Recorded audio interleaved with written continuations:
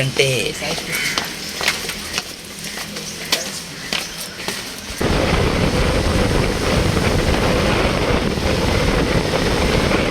ಒಳ್ಳೆಯ ಕ್ಲೈಮೇಟು.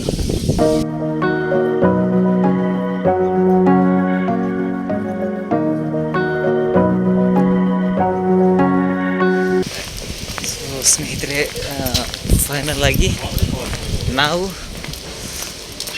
ಈ ಒಂದು ಬೆಟ್ಟನ ತಲುಪಿದ್ದೀವಿ. ಬೆಟ್ಟಕ್ಕಿಂತ ಮುಂಚೆ ಕೆಳಗಡೆ ದೇವಸ್ಥಾನ ಇದೆ. ಆ ಒಂದು ದೇವಸ್ಥಾನವನ್ನು ನೋಡಿ ಅದಾದಮೇಲೆ ಮೇಲೆ ಬೆಟ್ಟನ ಸ್ನೇಹಿತರೆ, ನಾವಿವತ್ತು ಬಂದಿರುವಂಥದ್ದು ಗಂಗಾಧರೇಶ್ವರ ಸ್ವಾಮಿ ದೇವಸ್ಥಾನ ಹಾಗೂ ಗಂಗಾಧರೇಶ್ವರ ಬೆಟ್ಟ. ಸೊ ಶಿವಗಂಗೆ ಬೆಟ್ಟಕ್ಕೆ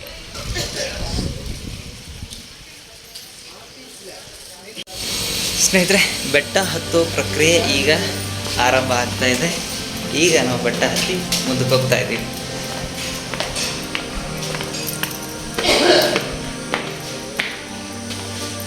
ಬೆಟ್ಟ ಅಂದರೆ ಇಲ್ಲಿ ಮೆಟ್ಲಿದೆ.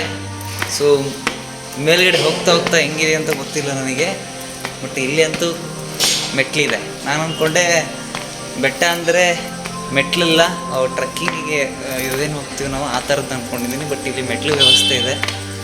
ಮೇಲ್ಗಡೆ ಹೋಗ್ತಾ ಹೋಗ್ತಾ ಗೊತ್ತಾಗುತ್ತೆ ಮೆಟ್ಲು ವ್ಯವಸ್ಥೆ ಕಂಪ್ಲೀಟಾಗಿ ಇದೆಯಾ ಅಥವಾ ಬೇರೆ ಥರ ಏನಾದರೂ ಇದೆಯಾ ಅಂತ. ಸೊ ಇಲ್ಲಿ ನಮ್ಮ ವಂಶಸ್ಥರಿದ್ದಾರೆ, ಬನ್ನಿ ತೋರಿಸ್ತೀನಿ. ಅದು ನಮ್ಮ ವಂಶಸ್ಥರು, ನಾವೇ ಅಲ್ವಾ? ಲುಕ್ ಕೊಡ್ತಾ ಇದ್ದಾರೆ ಸರಿಯಾಗಿ. ನೋಡಿ, ಕ್ಯೂಟಾಗಿ ಚೆನ್ನಾಗಿದೆ, ಆ ಥರ ಮಲಗಿದೆ.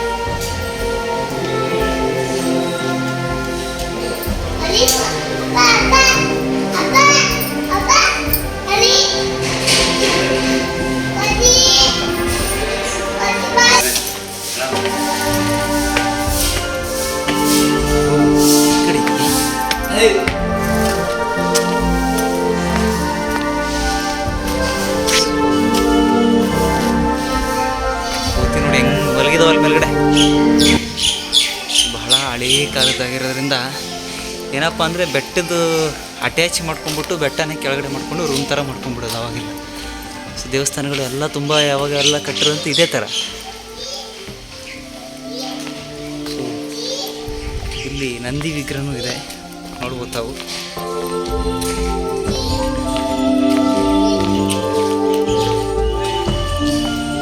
ಮುಂದೆ ತೋರಿಸ್ತೀನಿ ಎಷ್ಟು ಕ್ಯೂಟಾಗಿರೋ ಮಕ್ಕಳು. ಸೊ ಇದು ನಂದಿ ವಿಗ್ರಹ.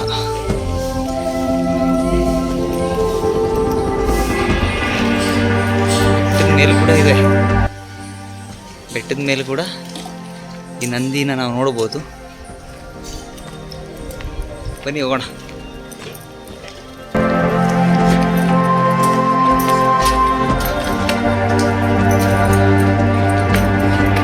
ನೋಡ್ಬೋದು ಹಿಂಗಿದೆ ಅಂತ ನೀವು. ಚಿಕ್ಕದು ಶಾರ್ಟ್ ಡಿಸ್ಟೆನ್ಸ್ ಇದೆ ನೋಡಿ, ಹಿಂಗಿದೆ. ಇಲ್ಲಿ ಕಾಲು ಕೂಡ ಇಡಿಸಿಲ್ಲ ನಮ್ಮದು, ಅದು ಹಿಂಗಿದೆ. ಸೊ ಹಂಗೆ ನೋಡ್ಬೋದು, ಇಲ್ಲಿ ಮೆಟ್ಲ ಮೇಲೆ ಚಿತ್ರನೂ ಕೂಡ ಬಿಡಿಸಿರೋದು ಕಾಣಿಸ್ತಾ ಇದೆ. ಸೊ ಏನು ಚಿತ್ರ ಅನ್ನೋದ್ರ ಬಗ್ಗೆ ಕ್ಲಾರಿಟಿ ಇಲ್ಲ, ಒಟ್ಟು ಇದೇನೋ ಸೂಚಿಸುತ್ತೆ. ಒಟ್ಟು ಯಾವುದು ಏನು ಅನ್ನೋದು ಗೊತ್ತಾಗ್ತಾ ಇಲ್ಲ. ಇಲ್ಲಿ ಕುದುರೆ ಮಗ ಇದ್ದಂಗೆ ಕಾಣಿಸ್ತಾ ಇದೆ. ಅಲ್ಲಿ ಯಾರೋ ಯುದ್ಧ ಮಾಡೋ ಥರ ಇದೆ. ಅಲ್ಯಾರೋ ಒಂದು ಮಹಿಳೆ ನಿಂತಂಗೆ ಕಾಣಿಸ್ತಾ ಇದೆ ಈ ಒಂದು ಚಿತ್ರ. ಬಟ್ ಏನು ಅಂತ ಗೊತ್ತಾಗ್ತಾ ಇಲ್ಲ. ನೋಡೋಣ, ಇದೇ ಥರ ಎಲ್ಲ ಮೆಟ್ಲಿಗೂ ಇದೆಯಾ ಅಥವಾ ಕೆಲವೊಂದು ಮೆಟ್ಲಿಗೆ ಮಾತ್ರ ಇದೆಯಾ ಅಂತ ಗೊತ್ತಿಲ್ಲ, ನೋಡೋಣ. ಬಟ್ ಏನೋ ಒಂದು ಇತಿಹಾಸ ಇರುತ್ತೆ, ಅದರಿಂದ ಇದಾಗಿದೆ. ಏನು ಅಂತ ನನಗೆ ಗೊತ್ತಾಗ್ತಿಲ್ಲ ಅಷ್ಟೇ. ಬನ್ನಿ.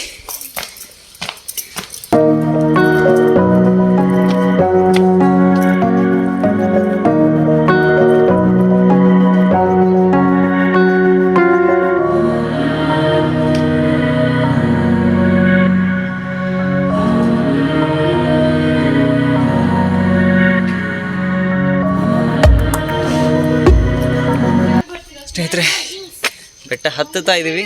ಬೆಟ್ಟದ ಮಧ್ಯದಲ್ಲಿ ಹಾಗೆ ಒಂದಷ್ಟು ಚಿತ್ರಗಳು, ಕಲಾಕೃತಿಗಳು ಇಲ್ಲಿ ಕಾಣಿಸ್ತಾ ಇದೆ ನಮಗೆ.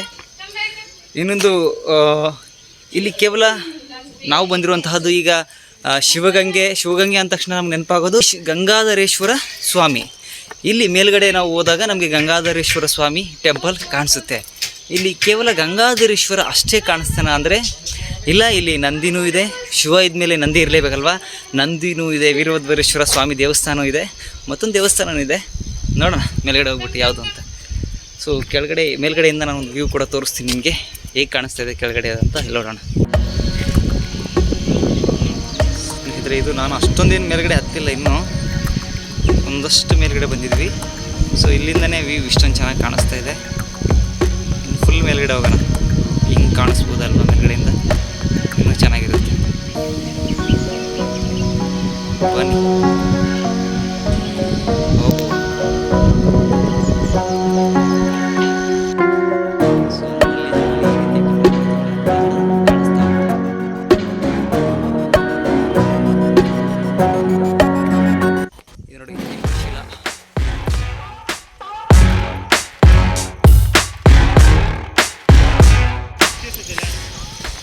ಸ್ನೇಹಿತರೆ, ಹೇಳಿದ್ನಲ್ಲ, ಅಲ್ಲಿ ಥರ ಫೆಸಿಲಿಟಿ ಇಲ್ಲ ಮೆಟ್ಲಿಗೆ, ಬಟ್ ಇಲ್ಲಿ ಕೂಡ ಇಟ್ಕೊಳ್ಳೋಕೆ ವ್ಯವಸ್ಥೆ ಇದೆ.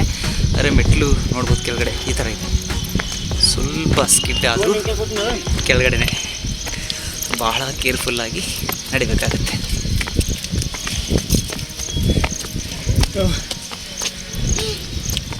ಸೊ ನಾನು ಅದಕ್ಕೆ ಟ್ರೆಕ್ಕಿಂಗಿಗೆ ಯೂಸ್ ಆಗಲಿ ಅಂತಲೇ ಶೂಸ್ ಹಾಕ್ಕೊಂಬಂದಿದ್ದೀನಿ. ಸಾಮಾನ್ಯವಾಗಿ ಎಲ್ಲರೂ ಕೂಡ ಚಪ್ಪಲಿ ಹೊರಗಡೆ ಬಿಟ್ಟಿದ್ರು. ನಾನು ಅಂದ್ಕೊಂಡೆ ಚಪ್ಪಲಿ ಬಿಟ್ಟು ನಡಿಬೇಕು ಅಂತ. ಆಮೇಲೆ ಕೇಳಿ ನೋಡಿದೆ, ಇಲ್ಲ, ಹಾಕ್ಕೊಂಡು ಹೋಗ್ಬೋದು, ಚಪ್ಪಲಿ ಶೂಸ್ ಎಲ್ಲ ಹಾಕ್ಕೊಂಡು ಹೋಗ್ಬೋದು. ಬಿಡೋರು ಬಿಡ್ತಾರೆ, ಇಲ್ಲಿ ಯಾರೋ ದೇವಸ್ಥಾನ ಕೆಳಗಡೆ ಹೋಗಿದ್ರೆ ಅಷ್ಟೇ ಬಿಡ್ತಾರೆ, ಹಾಕ್ಕೊಂಡೆ ಟ್ರೆಕ್ಕಿಂಗ್ ಮಾಡ್ಬೋದು ಅಂತ. ಸೊ ಇವಾಗ ರಿಯಲ್ ಟ್ರೆಕ್ಕಿಂಗ್ ಸ್ಟಾರ್ಟ್ ಆಗಿದೆ. ಯಾಕಂದರೆ ಕೆಳಗಡೆ ಮೆಟ್ಲು ತುಂಬ ಚೆನ್ನಾಗಿತ್ತು, ಪರವಾಗಿರಲಿಲ್ಲ, ಹತ್ಬಿಟ್ಟು ಹೋಗೋದಾಯಿತು. ಇಲ್ಲಿ ಮೆಟ್ಲು ಜಸ್ಟು ಸ್ವಲ್ಪ ಸ್ಲೋಪಲ್ಲಿ ಇದೆ, ಸ್ವಲ್ಪ ಸ್ಕಿಡ್ ಆಗಿಬಿಟ್ಟು ಕಷ್ಟ ಆಗುತ್ತೆ. ಒಂದೇನಪ್ಪ ಬೆಟರ್ ಅಂದರೆ ಇಲ್ಲಿ ಇಟ್ಕೊಂಡು ಹೋಗೋಕ್ಕೆ ಈ ಫೆಸಿಲಿಟಿ ಇರೋದ್ರಿಂದ ಒಂದಷ್ಟು ಹಿಡ್ಕೊಂಡು ಆರಾಮಾಗಿ ಹೋಗ್ಬೋದು. ಬಟ್ ಹಿಡ್ಕೊಳ್ದೆ ಒಂದು ಕೈ ಮೊಬೈಲ್ ಸೆಲ್ಫಿ ಸ್ಟಿಕ್ ಹಿಡ್ಕೊಂಡು ವಾಕ್ ಮಾಡ್ತಿದ್ದೀನಿ ಅಂದರೆ ಕೇರ್ಫುಲ್ಲಾಗಿ ಹೋಗ್ಬೇಕು.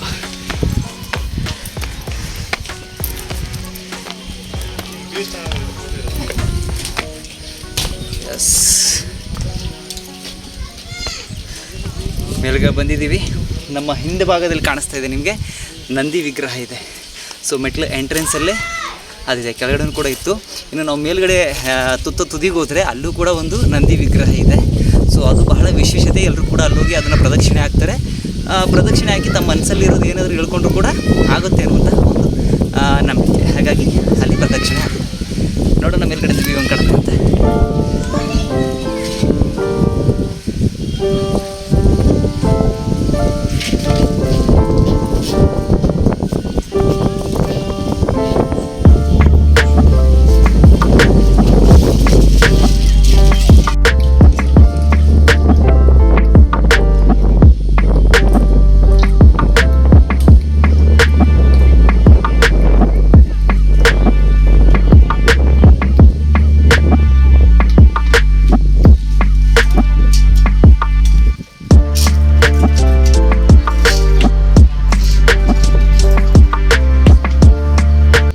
ಸ್ನೇಹಿತರೆ, ನಾವು ಇಷ್ಟೊತ್ತು ನೋಡಿರುವಂತಹದ್ದು ಜಸ್ಟ್ ವ್ಯೂ ಹೆಂಗಿದೆ ಅನ್ನೋದನ್ನು ನೋಡುವಂತಹ ಒಂದು ಪ್ರಯತ್ನ ಮಾಡಿದ್ವಿ. ಈಗ ನಾವು ನೋಡಬೇಕಾಗಿರುವಂತಹದ್ದು ಶಿವಗಂಗೆಯ ಇತಿಹಾಸ ಏನಿದೆ ಅನ್ನೋದು. ಮೊದಲನೇದಾಗಿ ಈ ಶಿವಗಂಗೆ ಯಾಕೆ ಶಿವಗಂಗೆ ಅಂತ ಹೆಸರೇ ಯಾಕೆ ಬಂತು ಅನ್ನೋದು ಬಹಳ ಒಂದು ಕುತೂಹಲ. ಹಾಗಾಗಿ ಮೊದಲಿಗೆ ಶಿವಗಂಗೆ ಹೆಸರು ಬರಲಿಕ್ಕೆ ಕಾರಣ ಏನು ಅನ್ನೋದನ್ನು ನಾವು ತಿಳ್ಕೊಳ್ಳೇಬೇಕು. ಸ್ನೇಹಿತರೆ, ಇಲ್ಲಿ ಈ ಹಿಂದೆ ಅಂದರೆ ಪುರಾತನ ಕಾಲದಲ್ಲಿ ಕಣಾದ ಅನ್ನುವಂತಹ ಒಬ್ಬ ಮಹರ್ಷಿಗಳು ಇಲ್ಲಿ ನೀರಿಗೋಸ್ಕರ ಒಂದೇ ಕಾಲಲ್ಲಿ ನಿಂತ್ಕೊಂಡು ತಪಸ್ಸನ್ನು ಮಾಡಿದ್ರು. ಆವಾಗ ಅವರ ತಪಸ್ಸಿಗೆ ಮೆಚ್ಚಿ ಶಿವನ ಜಟೆಯಲ್ಲಿ ನೀರು ಹರಿದು ಬಂತು, ನೀರು ಚಿಮ್ಮಿತು. ಆವಾಗ ಈ ಮಹರ್ಷಿಗಳು ಶಿವನ ಜಟೆಯಿಂದ ನೀರು ಬಂದಿರೋದ್ರಿಂದ ಇದಕ್ಕೆ ಶಿವಗಂಗೆ ಅಂತ ಕೂಗಿದ್ರು. ಅವತ್ತಿನಿಂದ ಇದಕ್ಕೆ ಶಿವಗಂಗೆ ಅನ್ನುವಂತಹ ಹೆಸರು ಬಂತು ಅಂತ ನಮ್ಮ ಇತಿಹಾಸಗಳು ತಿಳಿಸ್ಕೊಡುತ್ತೆ. ಹಾಗೆ ನಮ್ಮ ಪುರಾಣಗಳು ಕೂಡ ಇದನ್ನು ಸ್ಪಷ್ಟಪಡಿಸಿದ್ದಾವೆ. ಇದು ಮೂಲ ಶಿವಗಂಗೆ ಹೆಸರು ಬರಲಿಕ್ಕೆ ಕಾರಣ ಏನು, ಹೇಗೆ ಹೆಸರು ಬಂತು ಅನ್ನುವಂಥದ್ದು. ಇನ್ನು ಇಲ್ಲಿ ಅಷ್ಟೇ ಅಲ್ಲ, ಅನೇಕ ವಿಶೇಷತೆಗಳಿಂದ ಈ ಒಂದು ಸ್ಥಳ ಕೂಡಿದೆ. ಮೊದಲನೇದಾಗಿ ನಾವು ಈ ಶಿವಗಂಗೆ ಎಲ್ಲಿದೆ, ಸ್ಥಳ ಯಾವುದು, ಬೆಂಗಳೂರಿನಿಂದ ಬರೋರು ಹೇಗೆ ಬರ್ಬೋದು, ತುಮಕೂರಿಂದ ಮತ್ತು ದೊಡ್ಡಬಳ್ಳಾಪುರ, ಈ ಎಲ್ಲವನ್ನು ನಾನು ಕೊನೆಯದಾಗಿ ಹೇಳ್ತೀನಿ. ಎಷ್ಟು ಕಿಲೋಮೀಟ್ರ್ ಆಗುತ್ತೆ, ಹೇಗೆ ಬರೋದು, ಯಾವ ಪ್ಲೇಸು ಅನ್ನೋದನ್ನು. ಅದಕ್ಕಿಂತ ಮುಂಚೆ ನಾವು ಇತಿಹಾಸಕ್ಕೆ ಕೈ ಹಾಕೋಣ, ಇತಿಹಾಸವನ್ನು ಮೆಲುಕು ಹಾಕೋಣ.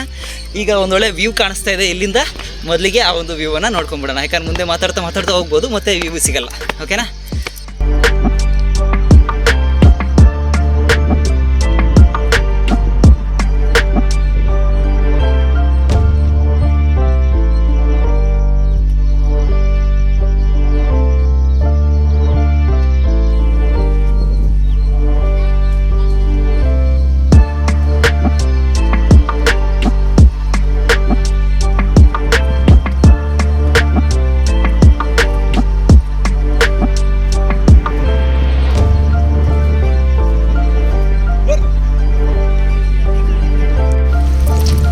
ಸ್ನೇಹಿತರೆ, ನಾನು ಬಂದಿರುವಂತಹದ್ದು ಬೈಕಲ್ಲಿ. ನೀವಿಲ್ಲಿ ಬಸ್ ಮೂಲಕನೂ ಬರ್ಬೋದು. ಇಲ್ಲಿ ನಮಗೆ ಬೆಂಗಳೂರು ಮತ್ತು ತುಮಕೂರು KSRTC ಎರಡೂ ಬಸ್ಗಳ ಫೆಸಿಲಿಟಿನೂ ಇದೆ. ಸೊ ನಾವು ಬಸ್ ಮೂಲಕನೂ ಬರ್ಬೋದು. ನಾನು ಬೈಕಲ್ಲಿ ಬಂದಿದ್ದೀನಿ. ಇನ್ನು ಈ ಒಂದು ಟೆಂಪಲ್ ಕೂಡ ಇಲ್ಲೇನಿದೆ, ಗಂಗಾಧೇಶ್ವರ ಟೆಂಪಲ್ಲು, ಇದು ಬೆಳಿಗ್ಗೆ 6ರಿಂದ ಸಂಜೆ 7ರವರೆಗೂ ಓಪನ್ ಇರುತ್ತೆ. ಅಷ್ಟರೊಳಗಡೆ ನೀವು ಯಾವಾಗ ಬೇಕಾದರೂ ಬರ್ಬೋದು. ಅದರ ಜೊತೆಗೆ ಮಧ್ಯಾಹ್ನ ಊಟದ ವ್ಯವಸ್ಥೆನೂ ಇದೆ ಅಂತ ಕೇಳ್ಪಟ್ಟೆ. ನನಗೆ ಗೊತ್ತಿಲ್ಲ, ಯಾಕಂದರೆ ನಾನು ಬಂದಿರುವಂತಹ ಟೈಮ್ ಈಗ 9:20. ನೋಡೋಣ, ಇನ್ನು ಮೇ ಬಿ ನಾವೆಲ್ಲ ಹೋಗಿ ವರ್ಷದಲ್ಲಿ ಮೇ ಬಿ ಒಂದು 2-3 ಅವರ್ಸ್ ಆಗ್ಬೋದು. ಹಾಂ ಮೇಡಮ್, ವಿಶ್ವಚೇತನ ಕ್ರಿಯೇಷನ್ಸ್ ಅಂತ. ಎಸ್, ಹೌದಾ? ಹಿಂಗರಾಜು ಅಂತ. ಸೊ ಕ್ಯಾಮ್ರಾ ನನ್ನ ಕಡೆ ಇತ್ತು, ಉಲ್ಟಾ ಅದಕ್ಕೆ ಹೇಳ್ತಾರೆ.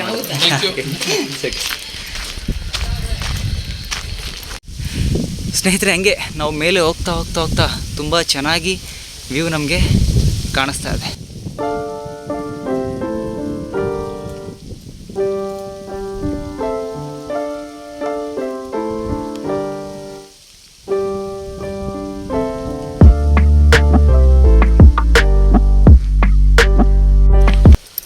ಎಸ್ ಸ್ನೇಹಿತರೆ, ಹೋಗ್ತಾ ನಾವು ಹಂಗೆ ಇತಿಹಾಸವನ್ನು ತಿಳ್ಕೊಳ್ತಾ ಹೋಗ್ತಾ ಇದ್ವಿ.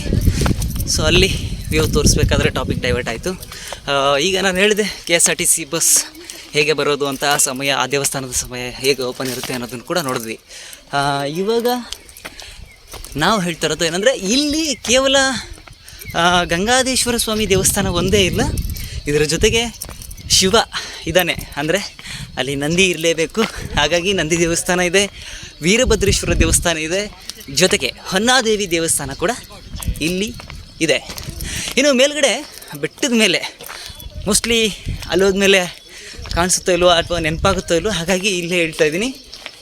ರಾಜ ವಿಷ್ಣುವರ್ಧನ ಅವನ ಪತ್ನಿ ಏನಿದ್ದಾರೆ ಶಾಂತಲಾದೇವಿ, ಅವರು ಈ ಬೆಟ್ಟದ ಮೇಲೇ ದೇಹತ್ಯಾಗ ಮಾಡಿದರು ಅನ್ನುವಂತಹ ಇತಿಹಾಸನೂ ಕೂಡ ಇದೆ. ನೋಡೋಣ, ಅದಕ್ಕೆ ಸಂಬಂಧಪಟ್ಟಂತಹ ಯಾವುದಾದ್ರೂ ಮಾಹಿತಿಗಳು ಸಿಕ್ಕರೆ ಖಂಡಿತ ತೋರಿಸ್ತೀನಿ.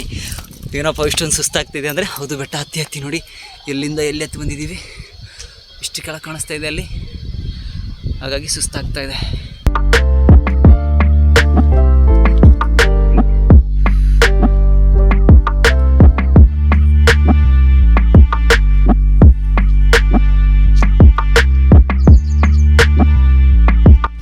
ಸ್ನೇಹಿತರೆ, ಇನ್ನು ಇಲ್ಲಿ ನಿಮಗೆ ಗೊತ್ತಾಗಬೇಕಾದಂತಹ ಬಹಳ ಇಂಪಾರ್ಟೆಂಟ್ ಮಾಹಿತಿ ಅಂದರೆ, ಈ ಬೆಟ್ಟ ಏನಿದೆ ಶಿವಗಂಗೆ ಬೆಟ್ಟ, ಇದು ಸಮುದ್ರ ಮಟ್ಟದಿಂದ 1547 ಅಡಿ ಎತ್ತರದಲ್ಲಿದೆ. ಇನ್ನು ಅಷ್ಟೇ ಅಲ್ಲ, ಈ ಬೆಟ್ಟವನ್ನು ನಾವು 4 ದಿಕ್ಕಿನಿಂದ ನೋಡಿದ್ರೆ ನಮ್ಗೆ 4 ದಿಕ್ಕಲ್ಲೂ ಕೂಡ ಬೇರೆ ಬೇರೆ ರೀತಿಯಾದಂಥ ಚಿತ್ರಣನೇ ಕಾಣುತ್ತೆ. ಸೊ ಒಂದೊಂದು ದಿಕ್ಕಲ್ಲೂ ಕೂಡ ಒಂದೊಂದು ಆಕೃತಿಯಲ್ಲಿ ಈ ಬೆಟ್ಟ ನಮಗೆ ಕಾಣಿಸುತ್ತೆ. 4 ದಿಕ್ಕಲ್ಲಿ ಕಾಣುವಂಥ ಆಕೃತಿ ಯಾವುದು ಅನ್ನೋದನ್ನು ಹೋಗ್ತಾ ನೋಡೋಣ. ಸರ್, ನಮ್ಮನ್ನ ತೋರಿಸಲ್ವಾ? ಮಾತಾಡ್ತೀರಾ? ಬನ್ನಿ. ಬೆಟ್ಟಕ್ಕೆ ಹೋಗಿದ್ರಾ? ಹೋಗಿದೆ ಸರ್. ಹೆಂಗಾಯ್ತು ಫೀಲು? Super sir. ಇವಾಗ ಹೋದ್ರೆ ಆಗಲ್ಲ, ಅಂದ್ರೆ ಬೆಳಿಗ್ಗೆನೆ ಬಂದ್ರೆ ಚಂದ.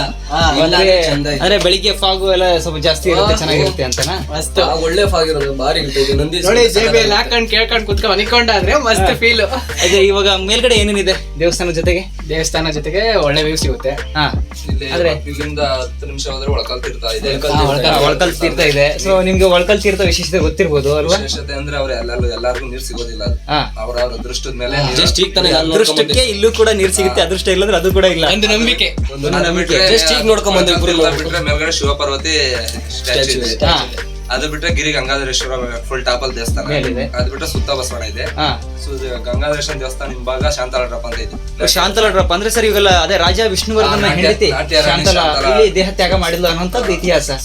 ಸೊ ಅದ್ರ ಬಗ್ಗೆ ಅಲ್ಲೇನೋ ಪ್ಲೇಸ್ ಇದೆಯಾ, ನೋಡ್ಬೋದಾ ಅಲ್ಲಿ? ಅದು ಕಾಣಿಸುತ್ತೆ.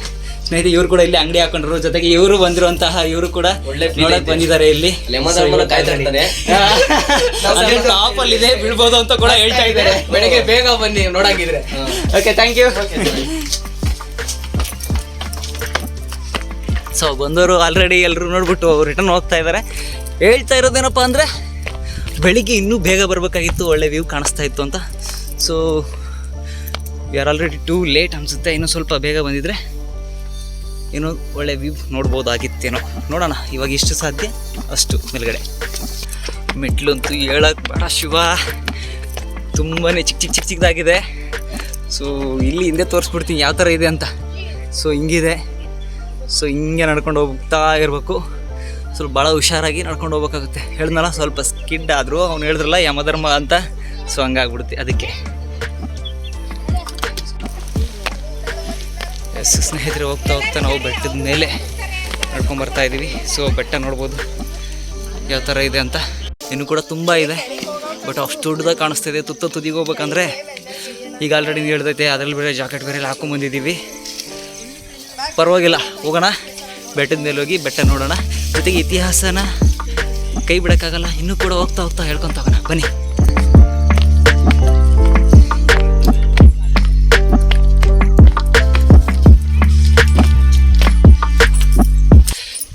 ಏನಪ್ಪ ಅಂದರೆ ಬಹಳ ಹುಷಾರಾಗಿ ನಡ್ಕೊಂಡು ಹೋಗ್ಬೇಕು.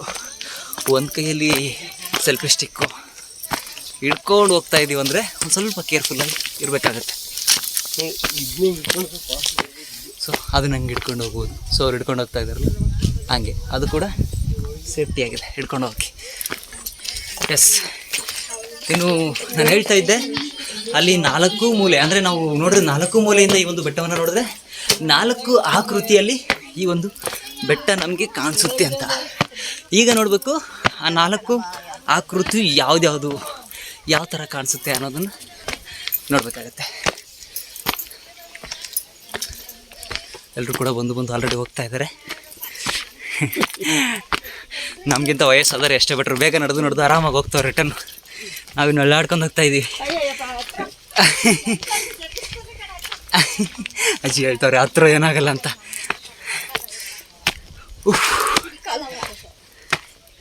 ಅಜ್ಜಿ ಹುಷಾರು.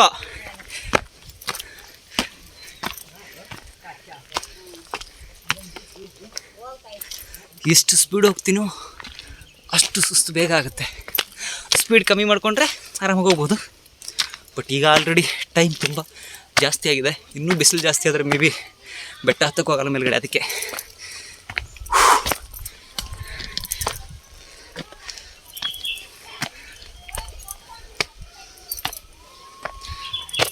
ನೋಡೋಕ್ಕಾಗಲ್ಲ, ಮೆಟ್ಲು ಹಂಗಿದೆ. ತೋರಿಸ್ತೀನಿ ಮೆಟ್ಲು ಹೆಂಗಿದೆ.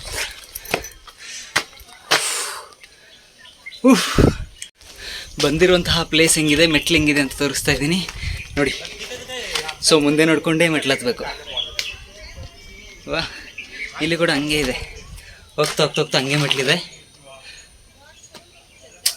ಸೊ ಮೆಟ್ಲು ನೋಡ್ಕೊಂಡು ಹತ್ತಬೇಕು.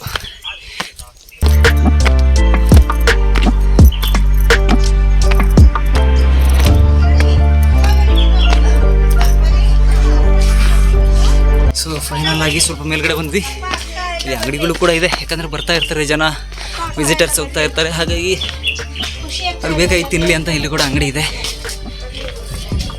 ಹಾಗೆ ಕುಡಿಯೋಕ್ಕೆ ಎಲ್ಲ. ಬೆಟ್ಟದ ತುದಿ ಕಾಣಿಸ್ತಾ ಇದೆ ನಮಗೆ. ಆ ತುದಿನ ಇವತ್ತು ತಲುಪಲೇಬೇಕು. ಎಸ್, ಇಲ್ಲಿ ಯಾವುದೋ ಮಲಯ ವೀರಭದ್ರ ಸ್ವಾಮಿ ಸನ್ನಿಧಿ, ನಾನು ಹೇಳಿದ್ನಲ್ಲ ವೀರಭದ್ರೇಶ್ವರ ಟೆಂಪಲ್ ಇದೆ ಅಂತ. ಸೊ ವೀರಭದ್ರೇಶ್ವರ ಟೆಂಪಲ್ ಇಲ್ಲಿದೆ. ಆ ಒಂದು ಟೆಂಪಲ್ ಒಳಗಡೆ ಹೋಗೋಣ. ಅದಕ್ಕಿಂತ ಮುಂಚೆ ಒಂದ್ಸರಿ ವ್ಯೂ ನೋಡೋಣ.